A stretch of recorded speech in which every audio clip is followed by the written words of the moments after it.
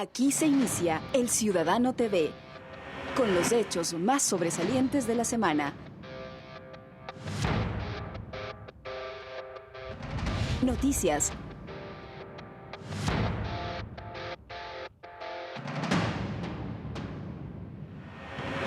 Entrevistas.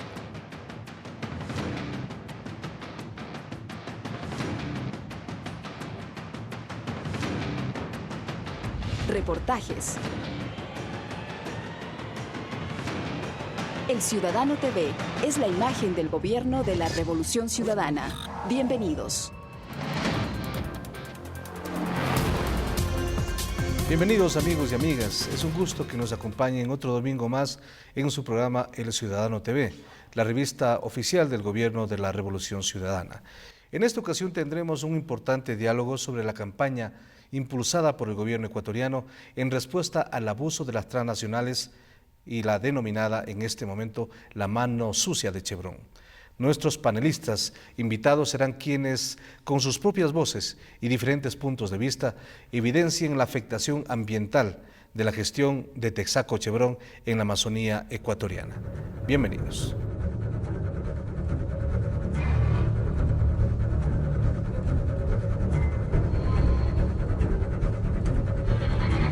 Para arrancar con este panel ciudadano, damos la bienvenida a Pablo Fajardo, activista, abogado principal de los demandantes en el caso Chevron Texaco. Es representante del Frente de la Amazonía ecuatoriana, que agrupa a 30.000 afectados por la contaminación de la selva en la zona del lago Agrio sobre todo. Ítalo Cedeño, ingeniero en petróleos, es actualmente presidente de la Sociedad Internacional de Ingenieros de Petróleos, capítulo Ecuador. Antes de iniciar con este conversatorio, veamos un reportaje que da cuenta del por qué Ecuador emprende esta campaña para enfrentar el daño que esta petrolera causó a la Amazonía durante su etapa de operación en nuestro país y que se niega a remediarlo pese a la sentencia judicial que, entre otras cosas, obliga al pago de 19.000 millones de dólares. ¡Bravo, presidente! Aquí está. Este fue el momento esperado por todos. La mano sucia de Chevron Texaco, mundo entero. No podrán ocultar la verdad. El presidente Rafael Correa llegó al pozo Aguarico 4, donde solo operó la compañía Texaco, ahora Chevron, 30 años atrás, dejando esta contaminación ambiental. Esto es lo que ha vivido nuestra Amazonía, nuestras comunidades durante décadas, por la explotación de esta compañía. Aquí está la verdad, compatriotas. Mundo entero, aquí está la verdad. Así se dio inicio a la campaña La Mano Sucia de Chevron, una campaña esperada principalmente por quienes fueron afectados por la contaminación generada por la compañía. Venir aquí, conocer una de esas piscinas, me pareció genial, ¿sí? Porque realmente recién se está indicando y haciendo conocer al país realmente lo que ha pasado aquí en la región. Al mandatario lo acompañó Juan Carlos, un joven de 20 años de edad que ha sufrido toda su vida por la contaminación. Sentí una emoción porque me alegró ver que también ver que él también podía tener valor de meter la mano y ver cómo está la contaminación para que vea que no solo uno es capaz de hacer algo así. Para demostrar la huella destructora que dejó Texaco Chevron, Juan Carlos tuvo el valor de caminar por la piscina donde 30 años después aún queda el crudo. Es una especie como colchón porque al motivo de la contaminación del petróleo eso se crea como una especie de colchón y eso hay como ir pisando porque si uno se pisa mal uno se va a pique porque es el fondo que está en la piscina. Pero Aguarico no es el único pozo donde operó Texaco Chevron y por ende no es el único lugar contaminado. Esta es una de las 880 piscinas de donde operaron en el Campo Lago, Paraguaco, Atacapi, Huanta, Xuxufindi, Aguarico, donde estamos ahorita, Sacha, Coca, Taracoa, Cononaco. En todos estos campos construyeron en total 880 piscinas. Los amazónicos ahora solo esperan que con esta campaña el Ecuador y el mundo puedan unirse para conseguir que la verdad impere. Todo el tiempo, desde que yo tengo 20 años que vivo aquí en la hora de esa contaminación, nos ha afectado a los animales porque tal vez se van a los ríos, a los esteros, pantanos, contaminan a toda la naturaleza. Los animales van y toman esa agua y se mueren. En la provincia de Sucumbíos, con imágenes de Ángel Zulca y Andrés Reynoso, Cristian Caiza, El Ciudadano TV. Más de 30 años después todavía el olor a petróleo. Iniciamos entonces con nuestro diálogo. Ítalo Cedeño, bienvenido al Ciudadano. ¿Cuál es la impresión que tiene usted en este momento, una vez que el gobierno prácticamente ha lanzado esta campaña mundial, La mano sucia de Chevron, con la presencia del mismo jefe de Estado allí en la zona del Lago Agrio, en el Pozo Aguarico 4, en donde se evidenció justamente la presencia de Texaco en ese momento en nuestro país? Buenas tardes, Marco Antonio, y buenas tardes a la distinguida audiencia del Ciudadano. Quiero empezar explicándote que nuestra sociedad, la Sociedad Internacional de Ingenieros de Petróleos, agrupa a 120.000 miembros en 140 países. Nuestro principal objetivo es difundir tecnología, la mejor tecnología existente en la industria del petróleo. Por eso somos la asociación más grande de profesionales de esta industria. El presidente ha iniciado una campaña para demostrar una operación sucia, una operación que no debió haberse ejecutado en el Ecuador. Desde luego, las tecnologías que se aplicaban hace 40 años no son las tecnologías actuales. Ahora son muy diferentes de las tecnologías. Nosotros hemos avanzado mucho, la ingeniería de petróleos ha avanzado considerablemente. Dicen que junto con la ciencia médica son las dos ciencias que han avanzado más en el espectro mundial. Ahora podemos hacer exploraciones, explotación de petróleo limpio, sin dejar huella en el medio ambiente. Es posible, porque este es uno de los temas más recurrentes de quienes se oponen a la operación del Yasuní. Por eso es que hay que contrastar una operación sucia con una operación limpia, tecnologías de hace 40 años con tecnologías actuales. Pero yo inclusive diría que hace 40 años la operación de Texaco no cumplió los estándares mínimos que existían a esa época. Es decir, no se utilizó la mejor tecnología existente. Y las huellas evidencian eso. Vamos a continuar más adelante ya con elementos técnicos que vamos a analizar en este programa. Damos la bienvenida también a Pablo Fajardo, como habíamos mencionado, es abogado defensor de los demandantes, que agrupan aproximadamente a 30.000. Su impresión inicial de lo que ha significado este lanzamiento de la campaña del gobierno ecuatoriano, La mano sucia de Chevron. Saludos, Marco Antonio, amigos televidentes. Bueno, en primer lugar, yo creo que es importante resaltar que el gobierno de Ecuador, el presidente Correa, está cumpliendo con su deber legal, constitucional y también moral ante el país. O sea, no puede ser diferente. El país como tal, la Amazonía ecuatoriana, ha sufrido, digo yo, los embates de la actividad petrolera irresponsable y también los abandonos históricos del gobierno ecuatoriano en distintos momentos. Creo yo, y realmente aplaudimos esa decisión valiente del presidente Correa de lanzar esta campaña.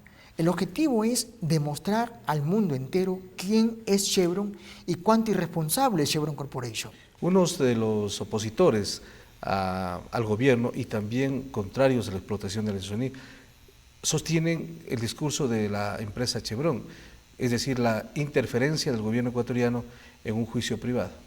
Es totalmente falso. No existe ninguna interferencia del Ejecutivo en la cuestión judicial, de este caso por lo menos, por completo. Yo exhorto, pruébenme en eso. Denme una sola prueba de aquella interferencia que están alegando o arguyendo. Sí tenemos prueba de lo contrario. Pero aquí hay una cosa importante. ¿Por qué el gobierno de Ecuador ingresó a esta campaña? ¿Por qué hace la campaña? Porque fue Chevron quien provocó al gobierno ecuatoriano.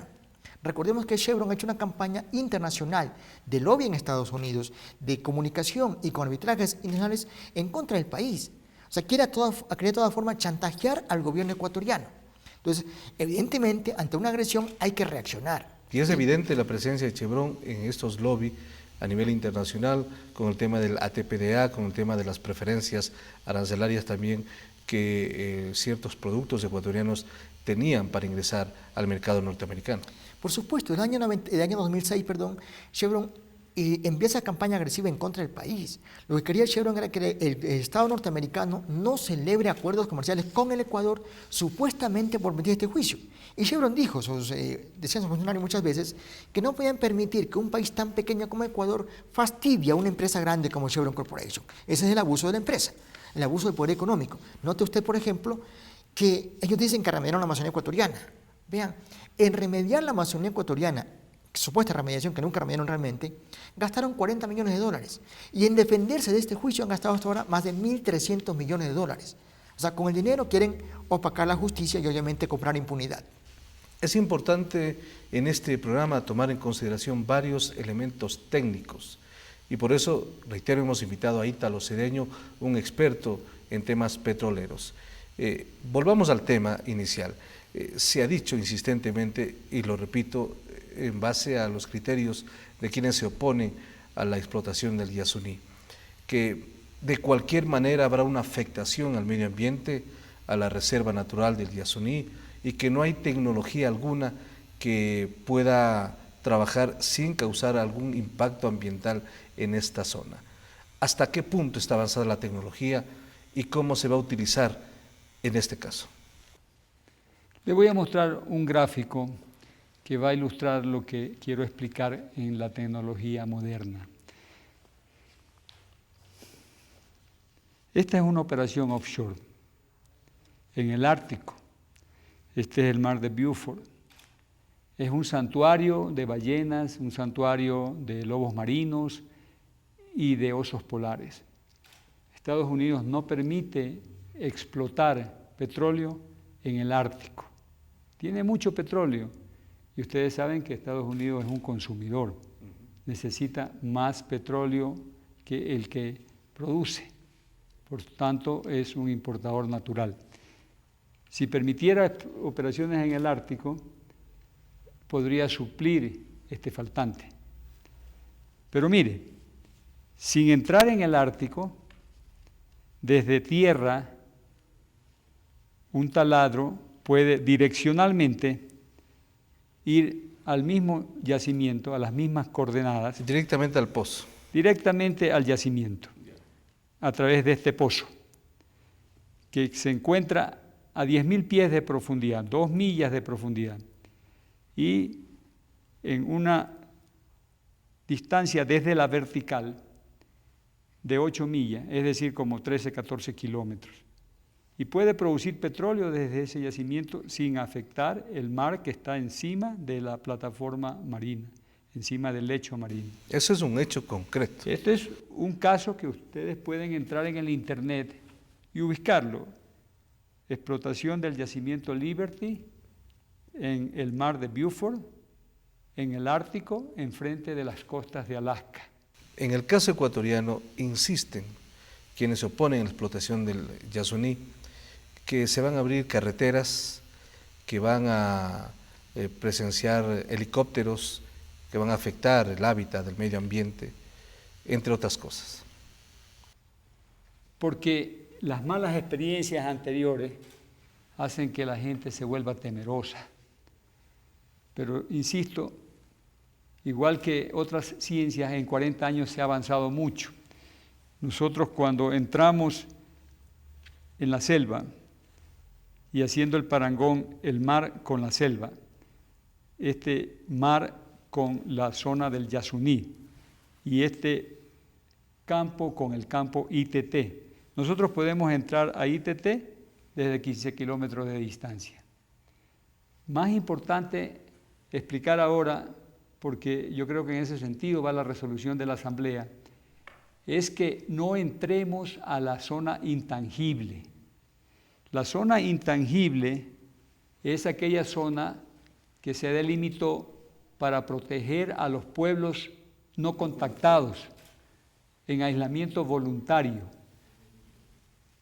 y porque habían habido avistamientos en esas latitudes, se delimitó aquella zona antes del gobierno del presidente Correa, en el gobierno del presidente Alfredo Palacios. Por tanto, no hay un conflicto de intereses de que la zona haya sido delimitada por una posible explotación del ITT. ITT es el campo, el área Yasuní y el bloque 43. Entonces, lo más importante es que esta tecnología se aplique desde 15 kilómetros y se pueda llegar a la zona no contactada, a la zona intangible, sin tocarla.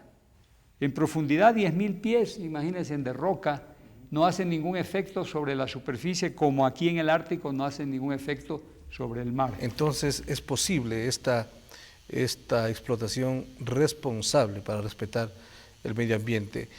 La Chevron, inmediatamente, señor Fajardo, una vez que el gobierno ecuatoriano con el presidente mostró la mano sucia de Chevron metiendo su mano en una piscina que no ha sido remediada por la Chevron en el Aguarico 4, inmediatamente reaccionó y dijo que no es así, que simplemente es un tema mediático del gobierno para causar un impacto negativo hacia la petrolera. Primero, una cosa puntual, Marco, lo que decía el ingeniero Ítalo. Por ejemplo, en el año 62 ya había tecnología de punta y Chevron la manejaba. No era la que tenemos hoy, pero una tecnología mucho mejor que la actual. Hay un libro del Instituto Americano del Petróleo, API por su sigla en inglés también, que determina cómo extraer petróleo sin afectar tanto el ambiente. En ese libro hay un capítulo especialísimo que dice cómo tratar las aguas de formación, cómo tratar las piscinas para evitar que haya filtración y conexión al agua subterránea. Pero ese capítulo especial que daban clases, cátedra al mundo de cómo operar, fue escrito por los técnicos de Texaco, hoy Chevron Corporation. Es decir, Texaco daba clases al mundo de cómo operar responsablemente, más amigable con el ambiente. Pero esa tecnología que ellos la conocían, que la tenían, que la predicaban, nunca la implementaron en el Ecuador. O sea, esa es la gran diferencia. O sea, había tecnología, no quizás la más óptima, no la actual, pero sí de mejor calidad que nunca usaron en el Ecuador. Entonces va un poco la parte ya irresponsable de la empresa Chevron. Y en otro caso, Chevron dice, por ejemplo, que el pozo Aguarico 4, dice que es cosa de Petroecuador, que hasta ahora nunca limpió. Vean, el pozo Aguarico 4 fue perforado, que está en el cantón Sucupindi, no en la Guardia realmente, está en Sucupindi, fue perforado en el mes de julio del año 74. Se extrajo petróleo de ese pozo hasta septiembre del año 84. De ahí en adelante, ninguna persona ni empresa ha extraído una gota más de petróleo de ese pozo. ¿Y por qué se le acusa entonces de que Petroecuador es el responsable? Es una cuestión realmente irresponsable. Dice porque Petroecuador lo usa para pozo reinyector de agua de formación. Primero es el agua de formación que nunca reinyectó Chevron. Chevron toda el agua de formación la vertía directamente a las cuencas de los ríos y esteros de la zona, ¿sí? Y segundo, evidentemente en una reinyección de agua de formación es reinyección, no es de extracción de recursos. Lo que se reinyecta es agua de formación, agua tóxica. En este caso lo que estaban ya es una piscina que está desde que Texaco estuvo operando en ese lugar. No hay más responsable que la empresa Texaco. El mundo se vio absorto cuando en el Golfo de México hubo un derrame impresionante de la empresa British Petroleum. Allí el gobierno norteamericano le exigió una indemnización de varios millones de dólares. De igual manera, lo que ha significado el derrame de Exxon Valdez en las costas de Alaska. El presidente Correa ha dicho que lo que ha sucedido en la Amazonía ecuatoriana significa 85 veces más grave del derrame en el Golfo de México y 18 veces más grave en las costas de Alaska. Entonces, este es un tema impresionante, es un asunto que valdría la pena graficar a nuestra audiencia, porque repito, los medios de comunicación internacionales daban a conocer estos dos hechos lamentables y la magnitud era impresionante. Sí, yo quiero comentar de que la primera empresa que responsablemente inició operaciones en el Ecuador en el año 87 fue la empresa Conoco, actualmente ConocoPhillips. Es una empresa ambientalmente responsable a nivel mundial y tiene ejercicios en países del tercer mundo, por ejemplo Nigeria, y con una operación responsable. No se trata del país, porque inclusive si el país no tiene reglamentos ambientales, procedimientos, la empresa transnacional tiene que seleccionar la mejor tecnología y los mejores procedimientos, aunque el país no los exija. En esta operación de Texaco, pues, el país, sinceramente, por los años 70, no tenía todos los reglamentos ambientales y los procedimientos que tenemos ahora, pero Texaco debió utilizar las tecnologías que en otras partes utilizaba, y que lo explica muy bien Pablo, estaba escrita en procedimientos y protocolos de sus técnicos, porque eso nos da a nosotros una mala propaganda de nuestra industria. Piensan que toda la industria es sucia y eso no es así. Cuando Conoco entró al oriente en el bloque 16, hizo un plan de desarrollo donde por primera vez se impulsó la perforación de pozos direccionales. En esa época todavía 8 pozos por plataforma, pero actualmente nosotros podemos hacer hasta 150 pozos por cada plataforma de 2 hectáreas. Entonces se minimiza todo el desbroce del medio ambiente, todo el desbroce del rainforest, de la selva amazónica. Eso se debía haber hecho. Ya había tecnologías en el año 80, como dice Pablo, y lo debió haber utilizado el grupo Chevron Texaco. Miren, para graficarles, esta es la ciudad de Nueva York, la isla de Manhattan. Un solo pozo, a través de ramificaciones multilaterales, puede cubrir y drenar todo el yacimiento que sería la ciudad de Nueva York, isla Manhattan. Un solo pozo, como raíces que salen a los diferentes sitios dentro de este gran yacimiento. Cuando uno lo ve en el subsuelo no lo puede apreciar porque esto ocurre a 10.000, 20.000 pies de profundidad, pero si lo ve desde el aire, el parangón es que toda la ciudad de Nueva York sería drenada por un solo pozo.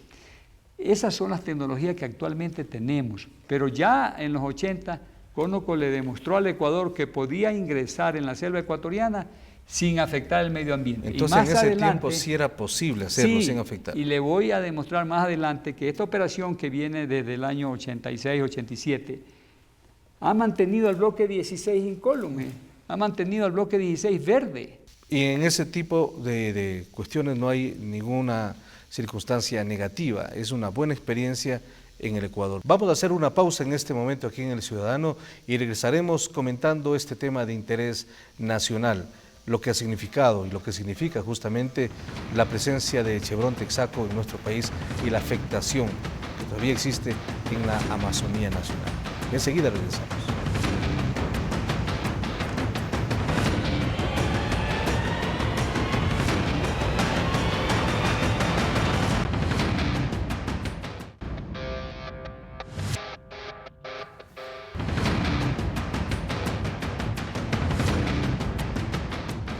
El presidente Correa, en su visita allá a Guárico 4, en donde hubo la incidencia de la presencia de Texaco y ahora Chevron Texaco, dio a conocer y magnificó lo que ha significado justamente el comentario que hicimos hace poco, que significa 85 veces más grave el derrame de British Petroleum y también 18 veces más grave el derrame de Exxon Valdez en las costas de Alaska. ¿Cuál es su criterio, Pablo? No, plenamente de acuerdo con las cifras. Hay una cosa importante que hay que tener en cuenta, es que tanto el derrame en Alaska de la Exxon Valdez como en la British Petroleum en el Golfo de México fueron accidentes. En el caso de la contaminación del Chevron en Ecuador no fue accidente, fue una operación sistemática diseñada de esa forma. Por ejemplo, el agua de formación, podían reinyectarla, pero ponían las tuberías, los cuellos de ganso, todo el sistema para desalojar el agua directamente al río. O sea, los derrames que habían, por ejemplo, de petróleo, no los limpiaban, no quisieran cubrirlo con tierra, por ejemplo. Las carreteras, a propósito, se vertía crudo en las carreteras de la Amazonía ecuatoriana. O sea, la gran diferencia es un accidente con algo que tú estás diseñado para hacer un daño directamente. Y acá Texaco hizo un daño a propósito. Esa fue la política de Texaco en ese tiempo. Por supuesto, bajo la lógica de obtener la mayor ganancia con la menor inversión posible. Hay documentos, por ejemplo, que la DNH en los años 80 le exigía a la empresa Texaco que implemente tecnología de mejor calidad para que evite los impactos ambientales. Y la respuesta de Texaco era, que tengo los documentos por supuesto, de que no era recomendable porque eso le costaba $4 millones y que era recomendable operar en esas condiciones para ahorrar el dinero, obviamente, para la empresa Texaco. Es importante volver a tratar el tema de los derrames a nivel internacional y la comparación con lo que ha sucedido en la Amazonía ecuatoriana. Ítalo. Sí, por eso yo estaba, antes de contestar tu pregunta, yo estaba poniendo el contraste con una operación bien hecha. Ajá, la operación de Conoco en el bloque 16. Y voy a mostrar más adelante cómo ese bloque se ha mantenido en su área verde. Porque lo que dice Pablo es cierto, pues. Nosotros podemos tener la mejor tecnología y podemos utilizar los mejores equipos, pero no podemos controlar el error humano, lo que él llama un accidente. La falla humana se da en los mejores equipos electrónicos y la mejor tecnología. A veces un Boeing o un Airbus cruzando el Atlántico súbitamente se va y se cae al mar. ¿Qué pasó? Si todo el equipo estaba programado para que funcione automáticamente, bueno, siempre hubo error humano que determinó ese accidente. Lo mismo puede ocurrir en la industria del petróleo, pero lo que no es justificable es utilizar tecnologías obsoletas, no existentes en la industria y prácticamente a propósito dañar el ambiente. Y sobre todo que en ese tiempo, y como se ha demostrado, sí se podía utilizar la tecnología de punta. Claro, la reinyección del agua al sitio de donde provino existe desde muchos años atrás, tratamientos de fluidos, no se puede verter al ambiente fluidos contaminantes, eso ha existido siempre y Conoco los empezó a aplicar en el país y yo quiero enseñarles la diferencia entre bloques mal manejados y bloques bien manejados. Entonces, le voy a hacer un zoom. El bloque 16 es completamente verde. El norte y el centro del Ecuador, gris. Un verde muy claro. ¿Qué implica la deforestación? Implica el daño ambiental que se hizo por diferentes factores. La operación es una, las carreteras que se construyen se llenan de crudo es otra, porque todo ese crudo se va a los ríos. Así es. Y esa operación pues destruyó nuestro norte y centro oriente. La selva es la misma. Puede llamarse Yasuní, puede llamarse Cuyabeno, pero es la misma selva. Y el bloque 16 es idéntico a lo que ahora nosotros podemos hacer en el bloque 43. Y ya es más de 20 años que se hizo esta operación. Otro bloque que es ejemplo es el bloque 10. No hay carreteras, una operación enterrada, el oleoducto es invisible, todos los fluidos ingresan al sitio de donde provienen, no se hace desecho a los ríos, no se hace desecho al medio ambiente y el bloque se mantiene, el bloque mantiene su verdor, solamente las carreteras se observan desde el satélite. Eso es lo que en el Ecuador tuvo y tiene que hacerse. Por eso yo estoy acá, porque quiero proteger una explotación que se puede hacer racionalmente en el Parque Nacional Yasuní, en el bloque 43, en el campo ITT, en los yacimientos M1, U y T de ese campo. A continuación les presentamos un video que muestra la importante gestión que se está realizando desde varios frentes en busca de justicia. Wilson Mureta llegó a la Amazonía hace aproximadamente 20 años, procedente de su natal San Miguel de Bolívar. Este profesor llegó para enseñar a niños y jóvenes sin imaginarse lo que les sucedería. Me inicié a orillas del río Napo a 8 horas del Coca en bote, donde inclusive heredé y adquirí la enfermedad que le tengo yo. ¿A qué enfermedad se refiere? Tengo problemas en la piel, todo mi cuerpo. Prácticamente mi piel es como si fuera un papel, se rompe con cualquier herida, con cualquier golpe, cualquier lastimado que me produzca. Él recuerda que tras 5 meses de beber, cocinar, bañarse con agua del río, adquirió la enfermedad de la cual reconoce a un solo culpable. Aquí hay inclusive como 28 pozos, o sea, mejor dicho, un lugar bastante contaminado por la explotación petrolera de lo que dejó Chevron Texaco. Un caso similar lo vivió doña Carmen, quien llegó a Sucumbíos procedente de Ambato. Hace 32 años los productos habían más, pero la Texaco botaba petróleo en el carretero y de eso es las enfermedades que nosotros tenemos ahora. Ella sufre de constantes dolores de cabeza y estómago. No puede recibir los rayos del sol porque su salud se complica. Esa enfermedad ya no se le puede curar, nada más que calmar el dolor, lo que se puede. Don José camina por el sendero por donde hace 20 años su esposa guiaba a su ganado y por salvar una res cayó al agua contaminada de crudo. Inmediatamente adquirió una extraña enfermedad con la que luchó por 7 años hasta morir. Vendí todo, se acabó todo. No hallé mejoría de mi esposo. Todos ellos son víctimas de la contaminación que, según afirman, dejó Texaco Chevron en la Amazonía. Ahora, con enfermedades a cuestas, le hablan a los contaminadores. Si estuvieran los señores de Chevron Texaco, les dijera que vengan y vivan la realidad, tomen el agua que nosotros tomamos, que se alimenten de lo que nosotros nos alimentamos, a ver si ellos lo hacen como ellos dicen que no está contaminado. Que vengan y vivan la realidad. Yo creo que no lo van a hacer. Queremos que por lo menos vengan, limpien, remedien y nunca más vuelvan al Ecuador. A pesar del dolor de sus enfermedades y de haber perdido a sus seres queridos, ellos siguen adelante, luchando por que impere la justicia. Para eso son las leyes. Para eso está peleando la ley y la ley tendrá que ver cómo se arregla esto. Es importante también manifestar en este momento, Pablo, que el país entero está consciente de lo que significa el tema del Yasuní. Es decir, ya se evidencia un escenario incluso político en donde se va a dirimir probablemente en las urnas. Esta será una decisión que se tome más adelante. El gobierno nacional ha estado demostrando varias veces lo que significa esta afectación en contra de los pobladores. ¿Qué conciencia habrá en la población ecuatoriana respecto a este tema que es muy importante? Marco, yo pienso que, si revisamos la historia del país, evidentemente la conciencia ambiental ha avanzado muchísimo en los últimos años.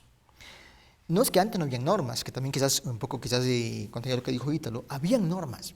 En el país habían leyes vigentes que protegían el ambiente. Estaba, por ejemplo, la ley de aguas, código de salud, la ley de prevención de la contaminación ambiental en el 76, 72, las otras. El contrato de Texaco obligaba a la empresa a usar la mejor tecnología para evitar la contaminación ambiental. Me refiero a la cláusula 46, número 1. O sea, contractualmente han obligado a hacerlo, pero nunca lo hicieron. O sea, ¿por qué no lo hicieron? Creo que hay por varias razones. Uno, dije antes, por racismo, por ahorro económico.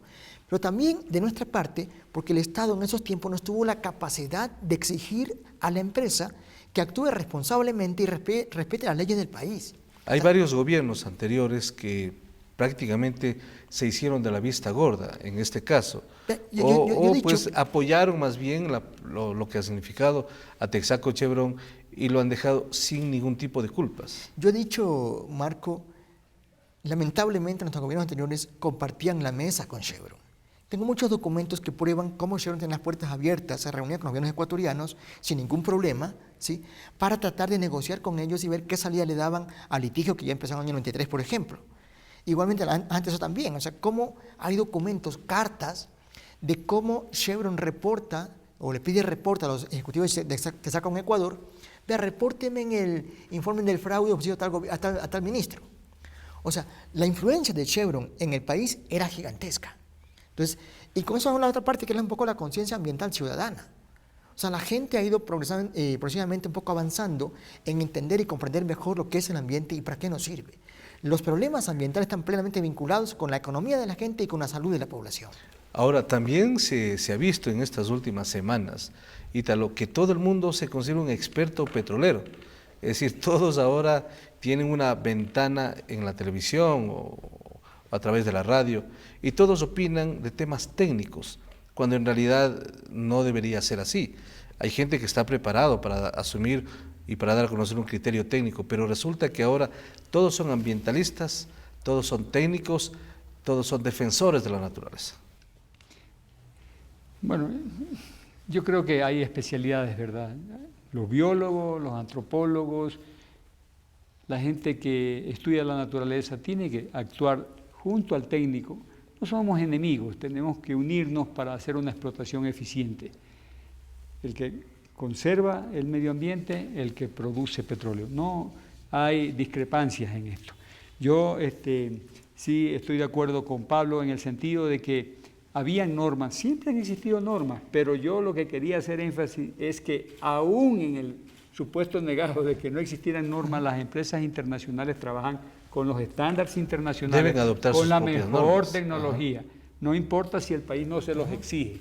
Esa no es una justificación que el país no les exija el cumplimiento de normas internacionales.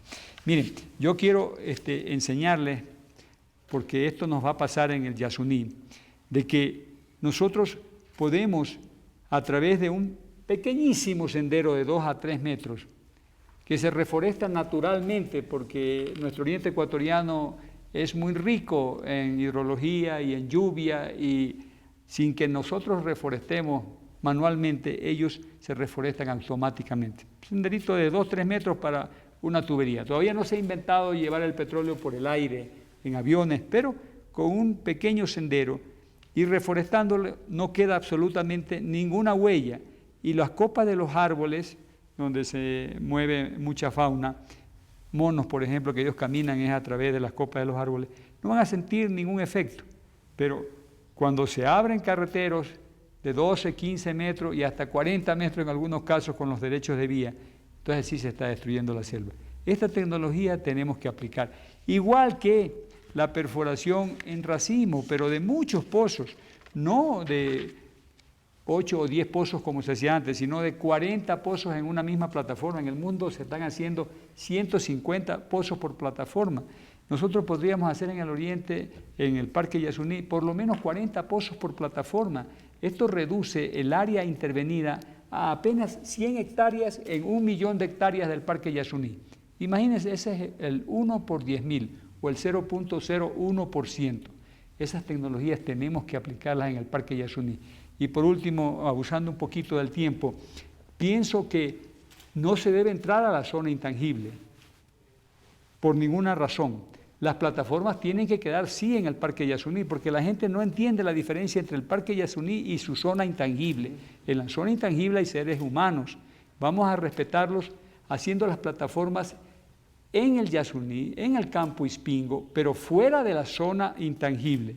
En la zona intangible no vamos a poner ninguna plataforma, pero ese petróleo puede ser extraído en el subsuelo, succionado desde pozos direccionales, horizontales o multilaterales, y no tenemos que afectar la zona intangible. Se ha evidenciado durante todo este tiempo, Pablo, cómo los gobiernos anteriores, y usted lo ha mencionado, prácticamente eran entreguistas hacia la petrolera norteamericana. El lobby con los diferentes gobiernos, los pedidos de audiencia, las reuniones con presidentes, con varios ministros. Hasta hace poco se reveló también cómo en el gobierno de Gutiérrez, a través de las Fuerzas Armadas, se apoyó para que alguna edificación de funcionarios de la Chevron tenga el apoyo logístico del gobierno ecuatoriano. Ese tipo de cosas tienen que conocer en el país y deben revelarse para que sepa cómo es la situación. Hay una cosa importante en esto, que es que hay mucha gente que está diciendo y está cuestionando al presidente Correa de por qué se lanzó esta campaña en las manos sucias de Chevron.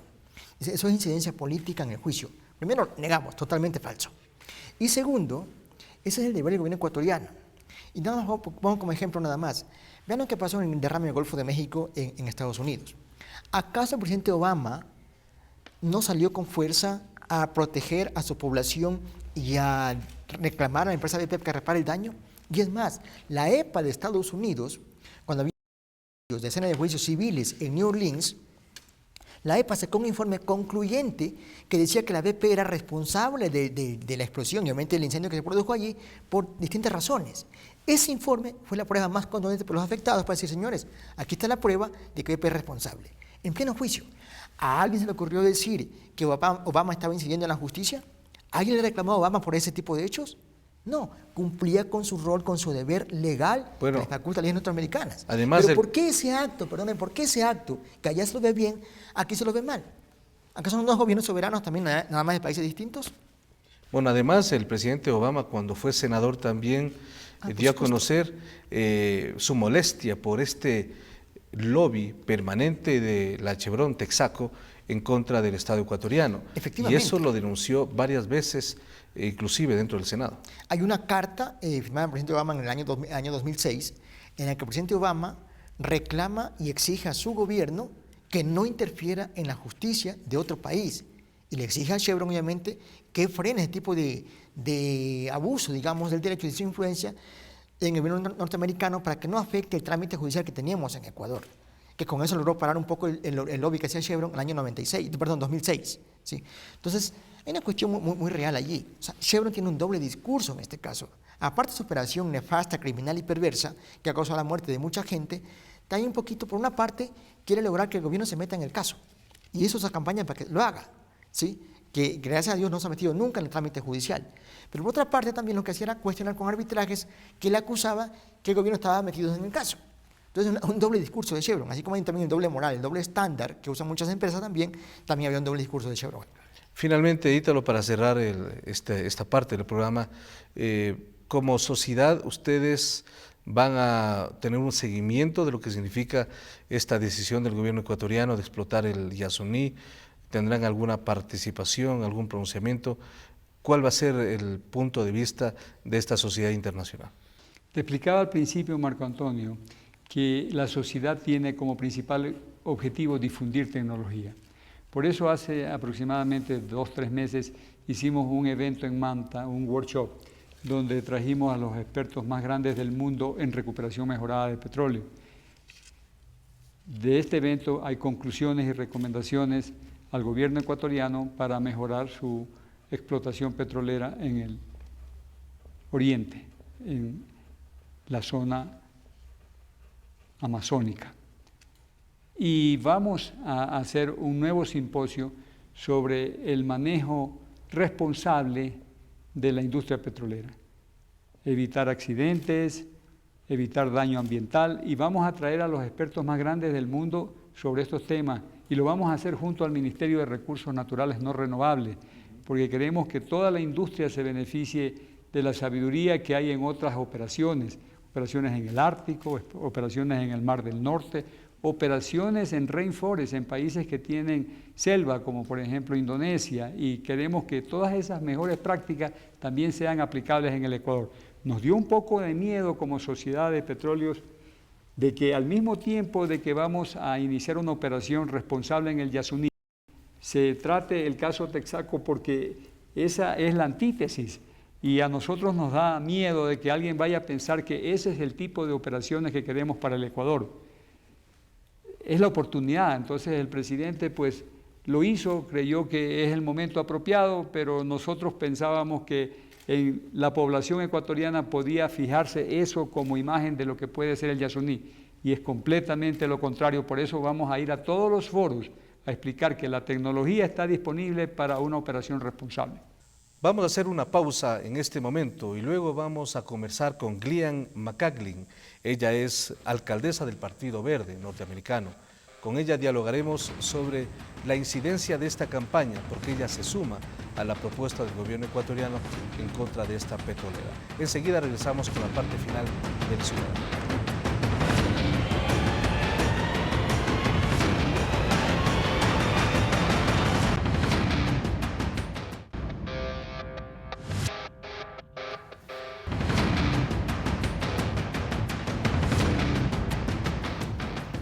Como habíamos mencionado, nos encontramos con Gillian McCaglin. Ella es alcaldesa de Richmond, California. Con ella vamos a dialogar sobre varios temas de interés, pero uno de ellos que es significativo, cómo la petrolera Chevron tuvo una incidencia negativa allá en Richmond y cómo se le siguió un juicio para que reconozca este tipo de circunstancias y cómo se encuentra la situación. Bienvenida, Gillian, al Ecuador. ¿Y cuál es su situación, su punto de vista, este momento de lo que está sucediendo en nuestro país con la petrolera?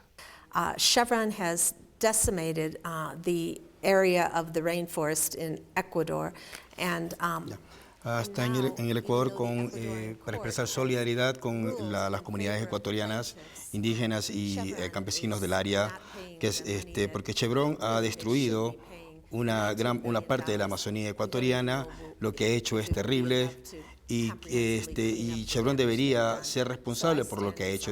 A pesar de que la Corte ecuatoriana ya falló en contra de ellos todavía no han pagado, y por esa razón ella está aquí para demostrar esa solidaridad con el pueblo ecuatoriano y los grupos afectados. Quisiera que también nos comente la experiencia que ha vivido allá en Richmond. El 6 de agosto del año 2012, la refinería de Chevron allá en Richmond, una de las más grandes, se incendió afectando la salud de los habitantes. ¿Qué ha sucedido después de esa circunstancia?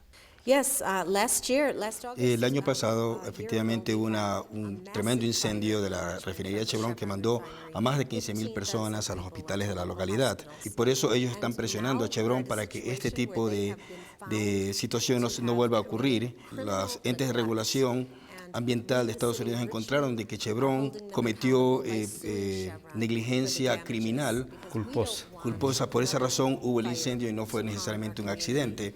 Entonces, por eso ellos están demandando a la compañía Chevron para hacer que Chevron sea responsable por los daños que le causó a la ciudad. Esta no fue la primera vez que sucedió algo así, ya sucedió muchas veces a lo largo de varios años y por eso ya no pueden confiar en Chevron. Por esa razón están demandando a la compañía. Y en este momento el juicio que le sigue el control ambiental, también la Fiscalía allá en Estados Unidos, ¿en qué estado se encuentra? Yes, En este momento el caso ya llegó a un fallo, mejor dicho, un arreglo con la Fiscalía y los entes regulatorios por el cual tuvo que pagar Chevron $2 millones porque se encontró de que ellos habían cometido negligencia culposa, criminal en la fábrica y ellos no quieren que se vuelvan a exponer y habían expuesto, mejor dicho, a los trabajadores de la empresa. Entonces, por esa razón, ellos continúan presionando para que la compañía cambie su conducta en cuanto a seguridad se refiere. ¿Cuál es el criterio que tiene respecto a lo que ha hecho Chevron acá en el Ecuador, en la Amazonía ecuatoriana, a lo que ha significado justamente, como ha demostrado el presidente de la República, la mano sucia de Chevron y que se pudo evidenciar en un campo que era operado por ellos? I think it's such a tragedy that the indigenous population, the affected Esta situación, ya ve que ha sido terrible lo que ha hecho Chevron, ha cambiado las vidas de muchas personas en estas comunidades, ha cambiado el ecosistema, ha afectado tanto a la Amazonía que ya no volverá a ser la misma y que estas compañías tienen que hacerse responsables por esta situación.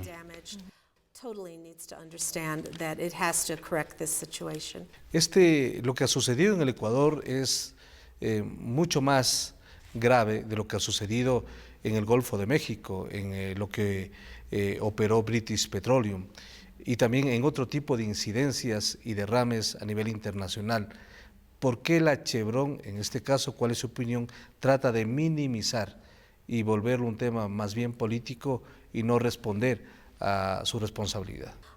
They lie, I can only presume. Chevron ha sido conocida por mentir. Constantemente lo hacen y lo han hecho en el Ecuador, lo han hecho en Estados Unidos, lo han hecho en todas partes del mundo. Y lo hacen simplemente porque ellos ponen las ganancias por encima de los intereses de los pueblos. Y esta es la situación que sucede en el Ecuador, de que ellos no quieren invertir más dinero para poder asegurar de que haya seguridad y mejorar el ambiente donde ellos trabajan. Es conocido el lobby que ejerce Chevron en Estados Unidos y en otros países del mundo, al punto que habían chantajeado al gobierno ecuatoriano respecto a las preferencias arancelarias, a TPDA y por supuesto a otro tipo de instrumentos comerciales que Ecuador mantiene con los Estados Unidos. Right, Chevron is known to be try and utilize its lobbyists to impact. Efectivamente, Chevron utiliza el poder de lobby en Estados Unidos para afectar las políticas, pero no solamente Chevron, sino todas las corporaciones multinacionales y grandes de Estados Unidos. Y lo mismo han hecho en Richmond, que ellos tratan de influenciar en los funcionarios públicos de elección popular para ellos mantener el poder. Pero se debe estar consciente de que el poder del pueblo, el poder de la gente tiene que ser superior a ese poder de las corporaciones y por eso está aquí en Estados Unidos, para demostrar la solidaridad y entrelazar las comunidades y poder juntos luchar contra este poder que existe en este momento. Finalmente, ¿cuáles son las actividades que va a cumplir en el Ecuador? ¿Hasta cuándo estará acá en nuestro país la alcaldesa? I will be here for the next few days until Friday evening. Sí. En estos días el día de mañana se va a encontrar va a tener una reunión con el alcalde de Quito. En días pasados tuvo una reunión con el alcalde, o los alcaldes, mejor dicho, de Lago Agrio y de Xochifindi, y con ellos estableció el comienzo de hacer una hermandad de ciudades y espera poder hacer lo mismo con Quito, a ver si esta propuesta sea recogida para poder trabajar en unidad y enfrentarse unidos contra esta compañía. Muchas gracias por el tiempo, y es importante su presencia para apoyar al Ecuador en esta demanda en contra de la petrolera norteamericana. Well, muchas gracias. It's an honor to be here. Gracias, muy amable. Hemos conversado con Gail McCaglin, ella es alcaldesa de Richmond, allá en California, Estados Unidos, sobre diferentes actividades que cumple y sobre todo la solidaridad a favor del pueblo ecuatoriano que vive en este momento una circunstancia muy compleja y difícil frente a la empresa norteamericana. Hasta aquí hemos llegado con el programa. La próxima semana volveremos con más novedades, entrevistas e información. Felicidades. Buenas tardes.